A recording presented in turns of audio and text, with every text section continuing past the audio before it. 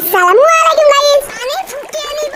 আমি এখন কড়াই তেল দিব, দারচিনি এলাচ তেজপাতা দিব, ভালোভাবে ভেজে নিব। মৌরি বাটা দিয়ে নিব, জিরে বাটা দিয়ে দিব, মশলা বাটা দিয়ে দিব, আবার নাড়াচাড়া করে নিব।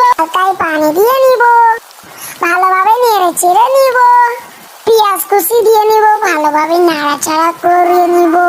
রসুন দিয়ে দিব, ঝাল দিব, নুন দিব, হলুদ দিয়ে দিব, ভালোভাবে নেড়ে চেড়ে নিব। চাল ঢেলে দিব, চালগুলো ঢালতে একটু সময় লাগছে, চালগুলো ঢালবার নেড়ে নিব। এবার নেড়ে দিচ্ছি গাইস, নাড়াচাড়া করতে থাকতে লেগে না যায়। চালগুলো হাতে ঢেলে নিচ্ছি গাইস, সব চালগুলো ঢেলে দিব। এবার পানি দিয়ে দিচ্ছি গাইস, কোনো পানি দিতে হবে গাইস। পানি দেওয়া শেষ হয়ে গেছে গাইস, এখন ফুটছে গাইস। এগুলো ফুটানো হয়ে গেলে খেসি ভাতটা সেই লেভেলের সাথে